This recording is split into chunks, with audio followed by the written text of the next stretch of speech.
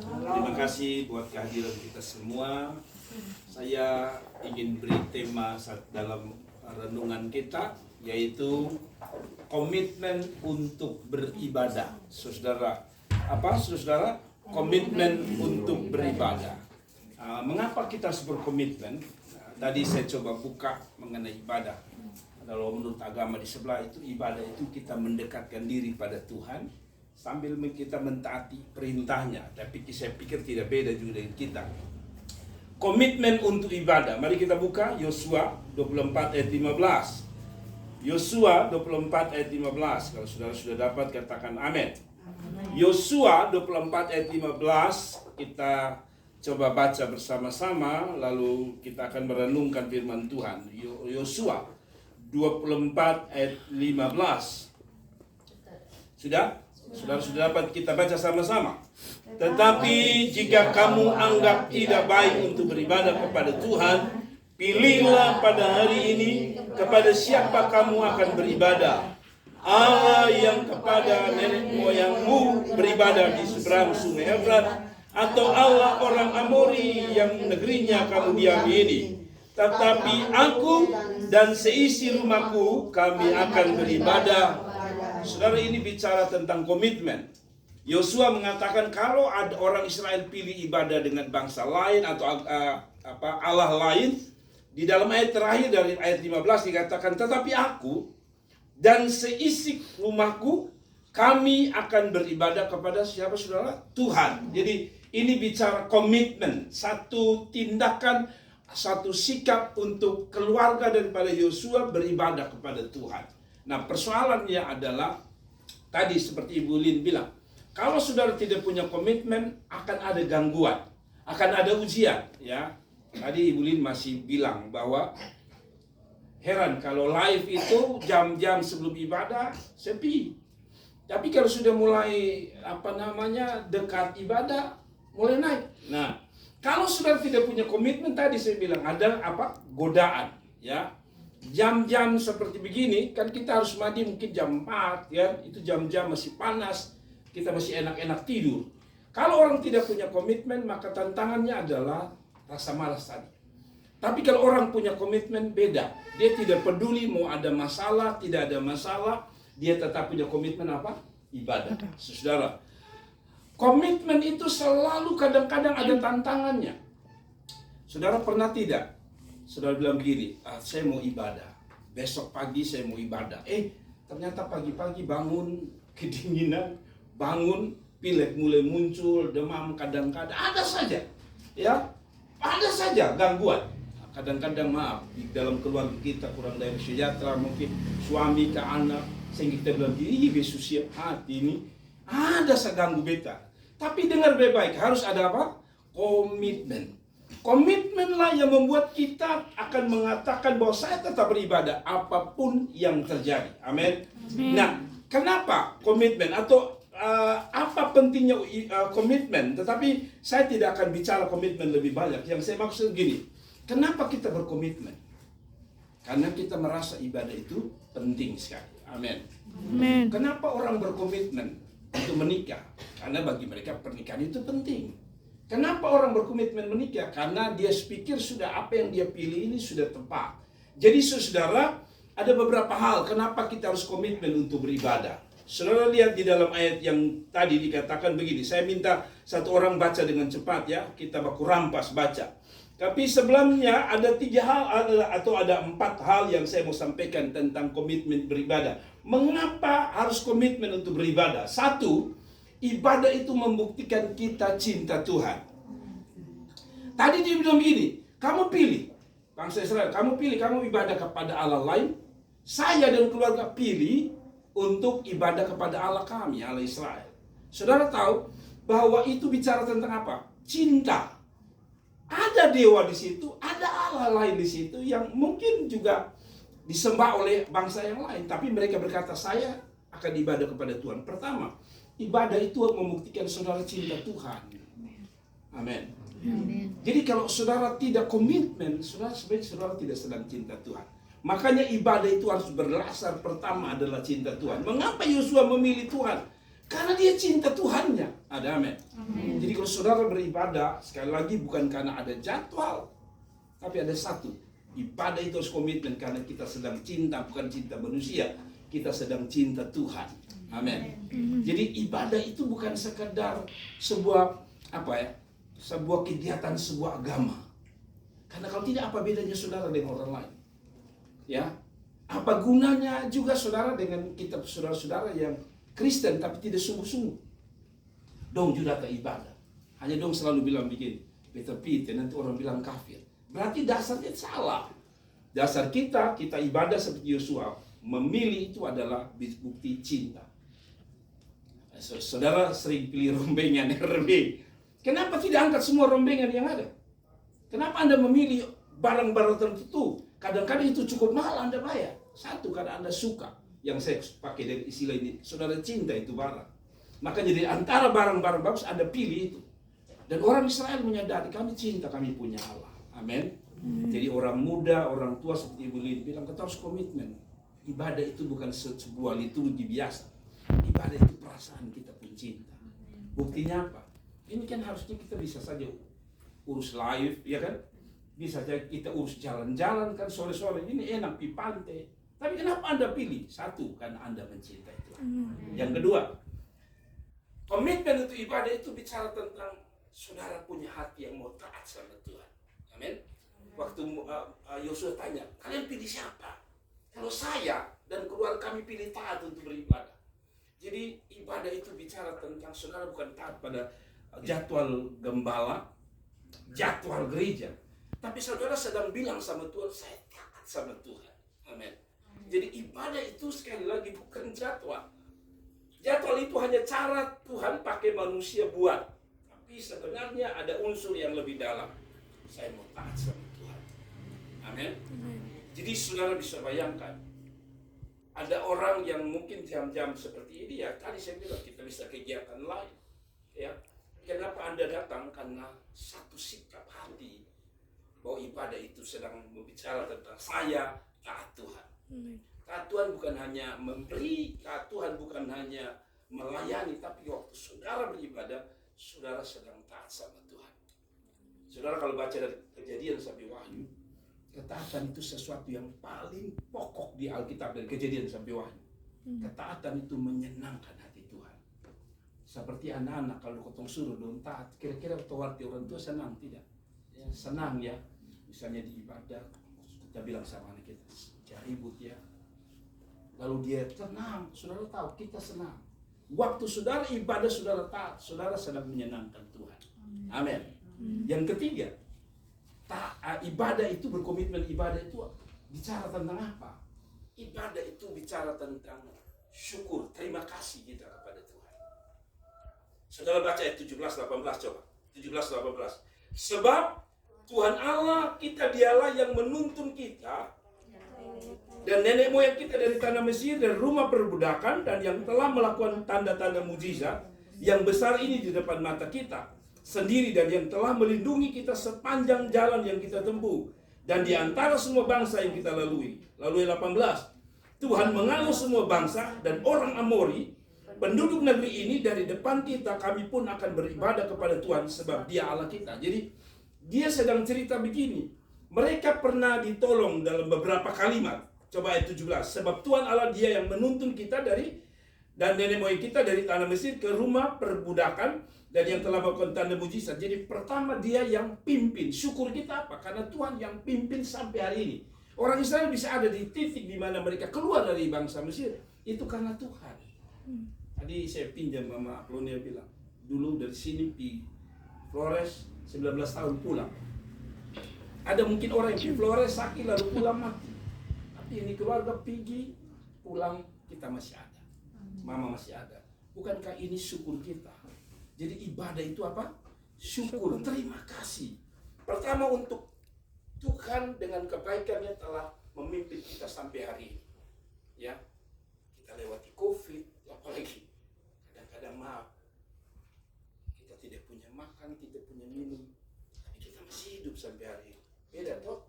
Ya ada orang kaya yang ada makan, belum tentu dong damai sejahtera. Amin. Ini sedang bicara apa? Syukur. Jadi ibadah itu terima kasih. Makanya saya selalu bilang kepada orang-orang atau jemaat yang sibuk, oke lah, kamu sibuk sampai Senin sampai Jumat atau Sabtu. Minggu kamu harus kasih untuk Tuhan. Kenapa? Karena itu adalah saat engkau bersyukur. 6 hari Tuhan kasih kita umur panjang, 6 hari Tuhan menyertai kita, 6 hari Tuhan berkati bisnis kita, pekerjaan kita, sekolah kita. Hari Minggu pakai untuk apa? Terima kasih Tuhan. 6 hari Tuhan sertai kami.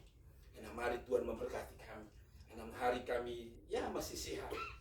Luar biasa. Jadi ibadah itu apa? Syukur. Orang Israel bilang. Kedua dia bilang mujizat. Saya lupa teman ya. Itu punya mama kalau tidak salah. Itu hanya jatuh lalu kena di lutut, lututnya berubah jadi kanker dan mati. Ya, kalau kita lihat dari cerita mama, ini kepung kaki itu kalau sampai maaf kata membusuk sampai rusak dipotong, berarti ada satu hal. Bisa saja terjadi kanker atau sebaliknya amputasi. Tetapi ini kayak masih ada, bukankah ini mujizat? Ya kenapa kita ibadah? Karena kita bersyukur bahwa di tengah persoalan itu Tuhan masih menunjukkan kebaikannya. Amin. Jadi kita sadar sudah ya sekarang kita ibadah karena kita cinta Tuhan. Ibadah itu bukan kita mau taat siapa-siapa, kita mau taat sama Tuhan. Ibadah itu tanda apa? Syukur. Terima kasih. Jadi kalau kita dapat barang dari orang, kita bilang terima kasih, thanks, gitu. Cara kita berterima kasih pada Tuhan bukan sekadar Tuhan terima kasih ya, bukan. Ibadah itu tanda bukti kita sedang bersyukur. Dan yang terakhir, komitmen untuk ibadah itu apa? Yang terakhir, saudara baca ayat 20. Apabila kamu meninggalkan Tuhan dan beribadah kepada Allah asing, perhatikan, maka ia akan berbalik daripadamu dan melakukan yang tidak baik kepada kamu, serta membinasakan kamu setelah ia melakukan baik kepada kamu dahulu. Apa artinya saudara? Dia sedang bikin terbalik. Kalau kamu ibadah, kalau kamu tidak ibadah, betul ya, dalam ayat 20 ya, kamu akan mengalami keadaan yang buruk, betul ya? Kalau begitu sebaliknya, kalau ibadah kira-kira kita mengalami apa? Kebaikan. Keadaan baik, setuju. Jadi dia sedang bikin kontras di sini, Yosua. Kalau kamu meninggalkan Tuhan dan beribadah kepada Allah asing, artinya tidak mau ibadah dan Tuhan Allah, tidak apa-apa. Itu pilihan bebasmu. Tapi dia bilang begini, maka dan melakukan dan sekali lagi, maka ia akan berbalik daripadamu dan melakukan yang tidak baik. Apa artinya saudara? Jadi begini, ibadah itu sebenarnya punya keuntungan, bikin orang jadi lebih baik. Amin. Saya tidak pernah lihat orang beribadah dia tambah jahat. Mungkin perlahan-lahan, tapi saya pikir ciri khas orang beribadah pasti dia tambah baik. Nah di sini dua hal. Baik di sini saya terjemahkan dua hal. Satu, baik bukan baik yang pertama tentu keadaan kita, ya. Keadaan maksudnya keadaan secara jasmani, secara fisik, ya. Itu pasti baik. Dulu saya ini paling tidak suka yang rapi-rapi. Tapi setelah ya ikut Tuhan, beribadah, mulai sadar hidup ini harus lebih baik, rapi misalnya kan. Ada sesuatu yang terjadi. Saya meyakini kalau orang ibadah itu pasti terjadi. Kedua, kembali seperti firman Tuhan bilang, dari dahulu aku muda sekarang jadi tua, tidak pernah orang dengar itu ditinggalkan, anak cucu minta roti. Apa artinya? Dia tahu bahwa kehidupan orang yang beribadah mungkin tidak luar biasa, tapi saya percaya itu akan bikin hidup menatanya makin hari makin jadi lebih baik. Amin. Saya percaya itu. Saya sungguh percaya itu. Kita tidak beribadah untuk kaya, tapi saya meyakini Tuhan kita akan kata kita hidup lebih baik. Orang Israel itu, lihat, dari sebelumnya mereka tidak baik. Di Mesir itu jadi budak, kerja di situ, makan di situ, tersiksa di situ. Tapi akhirnya, saudara tahu Israel sekarang model apa sekarang? Israel terkenal subur, diberkati, orang pintar, orang kita punya HP, kita punya media-media hari ini, Facebook, YouTube, semua itu orang Israel. mereka dulu budak. Tapi lihat, karena mereka pun cinta lewat komitmen Yosua ini sampai hari ini. Tuhan memberkati mereka. Jadi keadaan secara fisik saya percaya hari ini kita belum lihat, tapi percayalah satu waktu Tuhan akan ubah ini hidup. Amin. Yang kedua, baik di sini adalah saya hubungkan dengan rohani. Orang yang beribadah yang tadi Ibu Lin bilang tulus itu.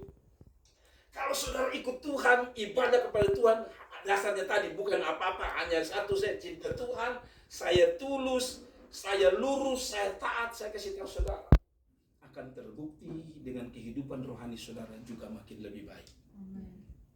Tandanya apa? Orang yang suka ibadah, dia pasti suka baca Alkitab misalnya.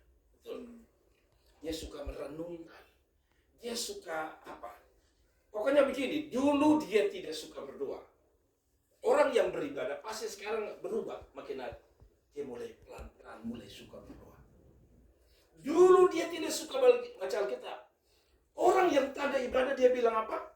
Kamu makin hari makin baik. Tapi sebaliknya, kalau kamu tidak ibadah, makin hari hidupmu makin hancur. Saya tadi nonton satu film story diangkat dari kisah nyata. Saya tidak lupa judulnya. Ceritanya ada satu perempuan muda yang menikah muda gitu. Dan dalam pernikahan dia itu suaminya ini mabuk, jual narkoba dan sebagainya. Jadi akhirnya dia disiksa. Dia sendiri juga tidak bertobat karena mungkin pengalaman dia dengan suami sehingga membuat dia stres. Akibat dia stres, akhirnya dia juga terlibat narkoba. Singkat cerita, dia tidak mau tahu tentang Tuhan. Lalu orang kasih kenal dia dengan satu komunitas. Dalam komunitas itu dia hanya diminta untuk datang ke komunitas itu beribadah saja. Lalu dia bilang gini, saya tidak suka Tuhan kok, bagaimana saya mau pergi? Mereka bilang gini, pergi saja. Jadi waktu dia pergi, ada satu pengkhotbah itu khotbah. Dia berpikir begini, sama, nanti hidup saya juga tetap kacau. Hidup saya tetap begini saja. Singkat cerita, pengkhotbah itu selesai khotbah. Lalu pengkhotbah itu bilang gini, Tuhan mau pakai kamu. Dia berpikir gini, loh saya ini kan rusak, saya lagi hancur-hancuran. Suami saya lagi kacau. Jadi intinya dia tidak melihat Tuhan itu begitu. Akhirnya dia datang saja dalam ibadah. Singkat cerita dia dijamah Tuhan. Dan dia mulai beribadah. Dan ketika dia beribadah dia mulai berubah. Dia mulai merasa sukacita Roh Kudus memenuhi dia.